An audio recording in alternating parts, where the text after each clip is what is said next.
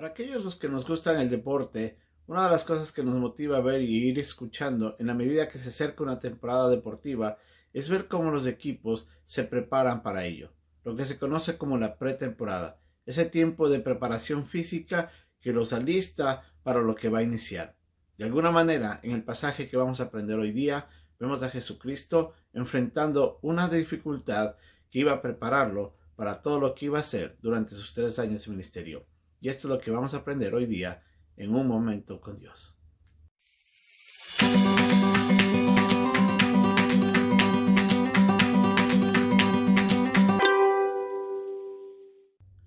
Jesucristo ya había sido bautizado por Juan Bautista. Y vemos que el versículo 12 nos dice que luego el Espíritu lo impulsó al desierto y estuvo allí en el desierto 40 días. Y era tentado por Satanás y estaba con las fieras y los ángeles le servían.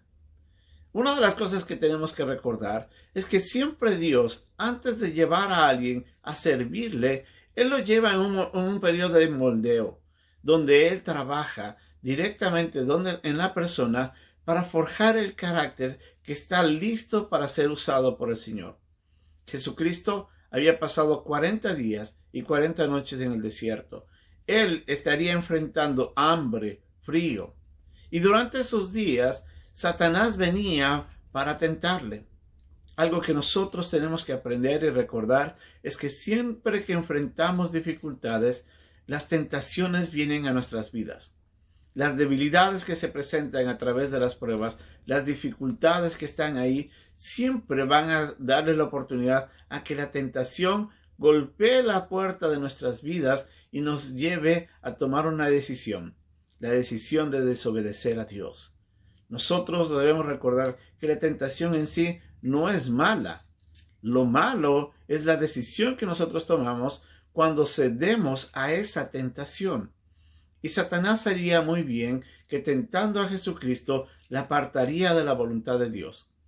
Pero lo que vemos en los pasajes paralelos, tanto de Mateo como de Lucas, es que el Señor Jesucristo estaba completamente comprometido con la voluntad de Dios y utilizando la misma palabra de Dios, específicamente en los versículos que se encuentran en el libro de Deuteronomio, defiende lo que él entendía que era la voluntad de Dios y rechaza absolutamente las intenciones que tenía Satanás.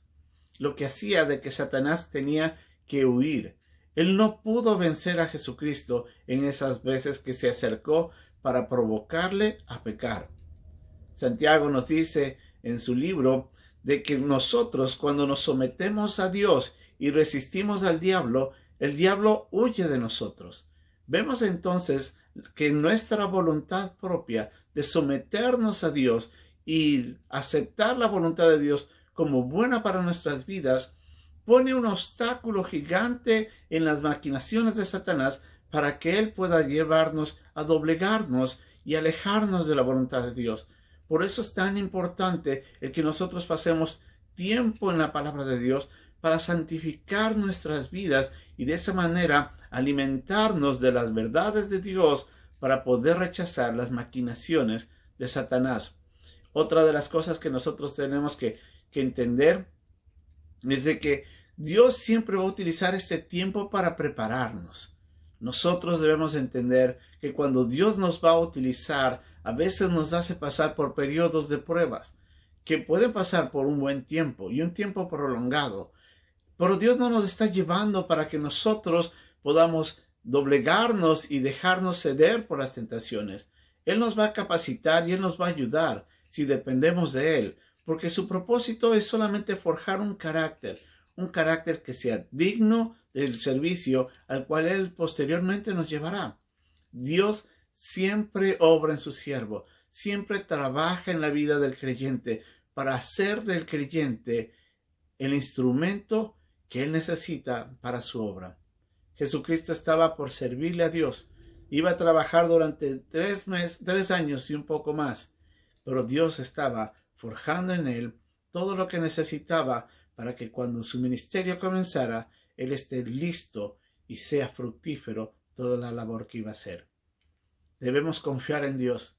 Cuando Dios nos lleva a pruebas, Él lo que está haciendo es forjando su carácter en nuestras vidas, desarrollando algo que Él desea de nosotros para que nosotros podamos servirle con eficiencia. Demos gracias a Dios cuando enfrentamos las pruebas. Que Dios nos bendiga.